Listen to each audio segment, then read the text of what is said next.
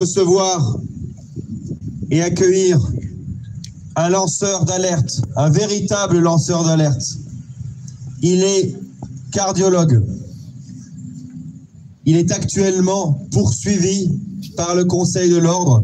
Le médecin qui a été créé sous le général de l'activité de lanceur d'alerte. Je vous prie d'écouter Patrice Pénet.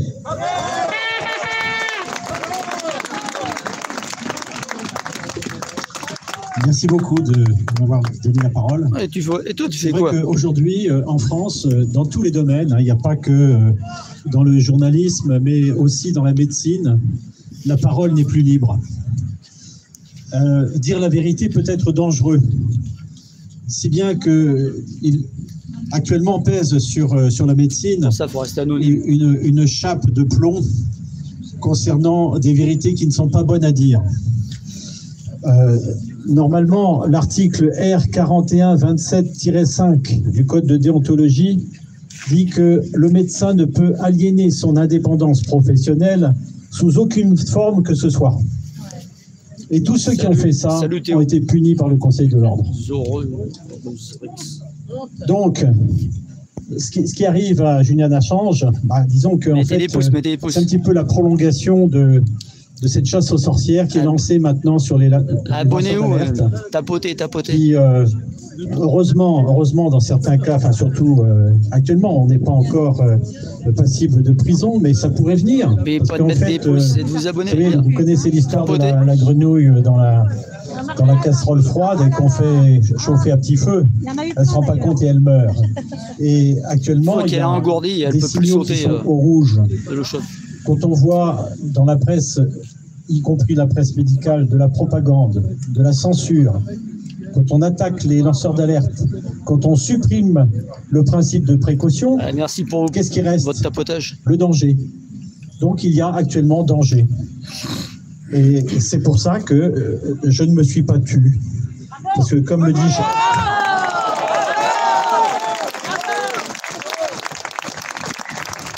Charles Péguy a dit « Qui ne gueule pas la vérité quand il sait la vérité se fait le complice des menteurs et des faussaires. » C'est pas ce qui manque en France. Et je tiens beaucoup à soutenir Julian Assange parce que c'est un véritable insoumis. Et André Gide disait que le monde ne sera sauvé s'il peut l'être que par des insoumis. Sans eux, sans effet de notre civilisation, de notre culture, de ce que nous aimions. Merci. Bien dit, Cassos. Merci. Merci, Cassos. Mesdames et messieurs, je vous prie de faire un chaleureux et glorieux applaudissement à Patrice Pénet. Coucou les filles. Liberté.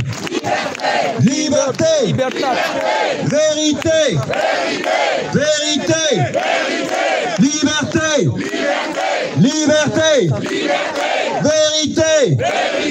Vérité. Nous allons maintenant écouter le discours de clôture d'un homme courageux qui se bat lui aussi pour la vérité sur de nombreux sujets, vous le savez, et qui est à l'origine de nos manifestations, Florian Philippot. Merci à vous. Merci à vous. Mais c'est Julian Assange aujourd'hui qu'il faut acclamer, qu'il faut soutenir de toutes nos forces, de tout notre cœur, face à l'ambassade de son pays. Libérez Assange! Libérez Assange! Libérez Assange! Libérez Assange! Libérez Assange! Et je remercie tous les intervenants avant moi, notamment, puisqu'il n'avait jamais pris la parole chez nous, le cardiologue Patrice Pénet, qui est un lanceur d'alerte, un vrai, et qui le paye. Et les gens comme lui, demain, le paieront peut-être encore plus avec l'article 4. Autre motif de notre mobilisation.